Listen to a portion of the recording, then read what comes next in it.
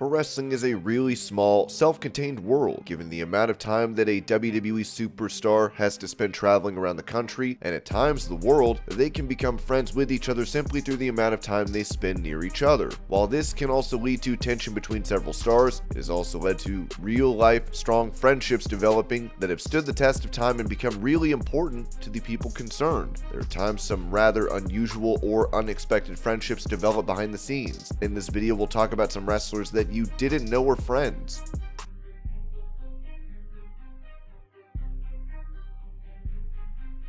When Drew McIntyre arrived in WWE, he was selected as Vince McMahon's chosen one. He was put out in the spotlight long before he was ready for all that attention, and that hurt him in the eyes of wrestling fans. Despite an intercontinental title run, WWE Creative would soon run out of things that they wanted to do with him and instead put him in a faction with Heath Slater and Jinder Mahal as the three-man band. They were a comedic trio, but before too long, both McIntyre and Mahal got fired from WWE near about the same time. Both of them would spend a few years on the indies to become better versions of themselves. While Mahal built himself and his body up to a level where he could compete regularly, McIntyre did the same, becoming one of the top names on the indies before too long. He was recognized as the incredible talent that he was. Both Mahal and McIntyre were signed back to WWE. Incredibly, both would win the WWE Championship before too long. Through their mutual experiences, the two of them became really good friends as well in real life. Since that time, the two have done quite well in WWE, and while McIntyre has been more successful than Mahal, that has not affected their friendship.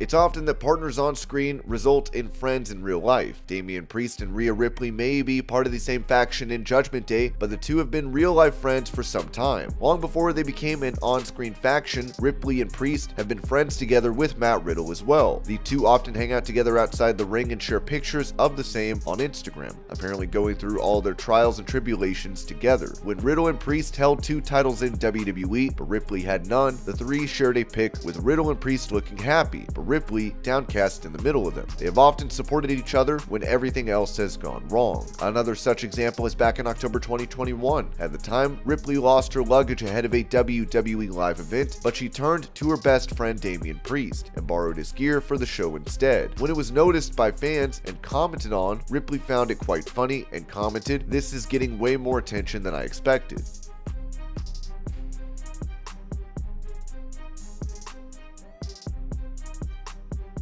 When Matt Riddle was paired up with Randy Orton, it was something that no fans saw coming. The two apparently had heat backstage, with Orton not liking Riddle being too outspoken. Orton had even talked about his backstage heat and felt that Riddle was being disrespectful to him. Just looking at Matt Riddle, and I just said, oh, there he is.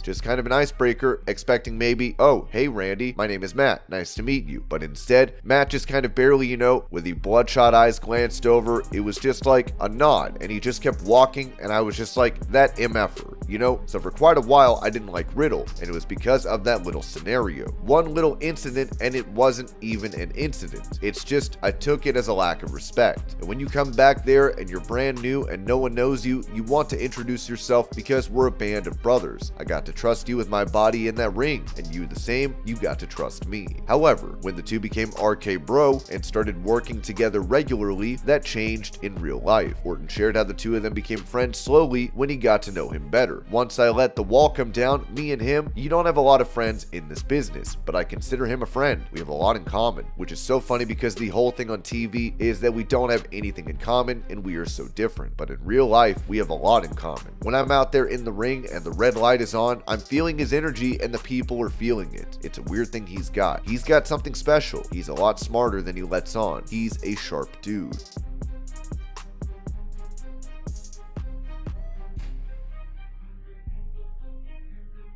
Cesaro may no longer be a part of WWE at the moment, but that does not mean he's not friends with anyone on the roster. One of the more unlikely friendships on the roster appears to be really good friends in real life. The two are best friends, and even though that may come as a surprise, it's also true. Both are very passionate about their coffee and are quite into CrossFit as well. Talking in an interview, Seth Rollins even said that of all the people he knows, he would want Cesaro to be the one to induct him into the WWE Hall of Fame. I think the natural instinct would be to say Roman Reigns or Dean Ambrose, gross, but my best friend in WWE is probably Cesaro. If you follow the CrossFit videos, you can see us constantly working out together. We have been friends since long before WWE, so he might be the guy. They have been great friends, and with that being the case, even though they are in different promotions, should they work together in the future, Rollins and Cesaro could even be tried out as a team, something that's not been seen among fans.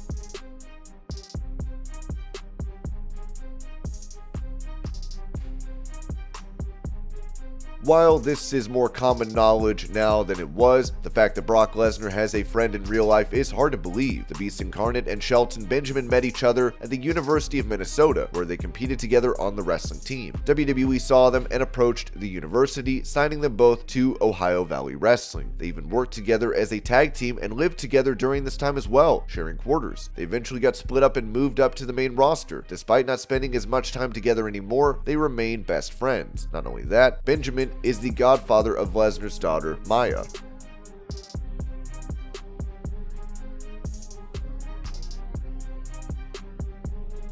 Liv Morgan is one of the top stars on the main roster in the women's division. She has done a lot on the main roster and even became champion. However, she has mostly been alone. Fans will know that she is close to Ruby Riott and Sarah Logan from their time together as the Riott Squad. However, after the other two were released from the company, she appeared to be alone and left without real friends in the company. That was not true though, as Morgan had a real-life friend in WWE throughout that time and shared it on her social media, talking about how long she had been friends with Aaliyah in WWE, showing her some support before her first WWE interview. Aaliyah has been my best friend since 2015. She keeps her business and thoughts to herself. She works really hard. I know when you guys listen to her first ever interview in 6 years with WWE, you'll fall in love with her just like I did.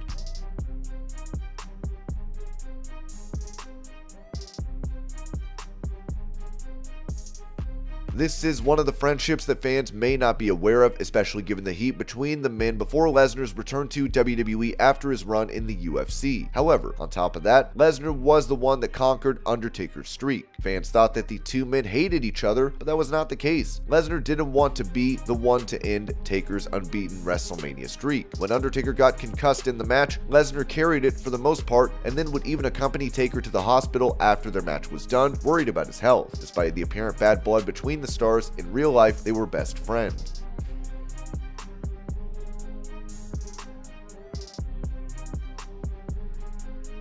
Despite sharing the same promotion for a long time, Adam Cole and Xavier Woods never got to wrestle on the same brand at the same time. Woods was a large part of the New Day on the main roster, while Adam Cole was dominating NXT with the Undisputed Era. Currently, the star is signed to AEW. Woods and Cole were not seen together on screen at the same time as a result. They are close friends, however, and are really close in real life as a result of their passion for video games. Cole has appeared on Woods' YouTube channel, Up Up Down Down. When Cole left, Woods wished him the best on the channel.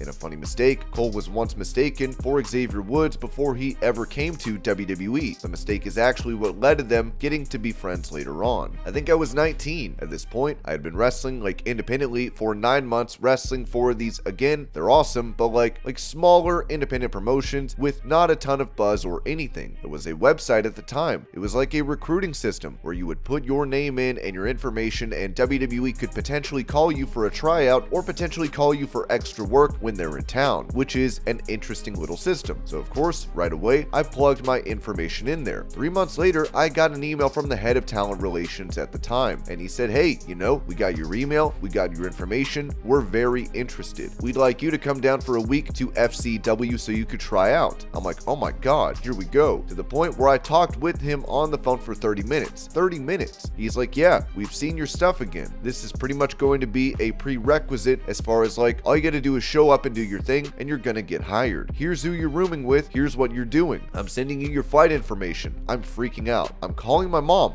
Mom, I think it's happening. I get the email and the last name is different. The first name is the same, but the last name is different. I'm like, wait a minute, the hell's happening? So I ended up Googling that name and it is Xavier Woods. It's Austin Creed. So we became buddies from that right away. While Omega's friendship with Cole is well known, he's also friends with Woods too. The two have appeared together in different events related to gaming.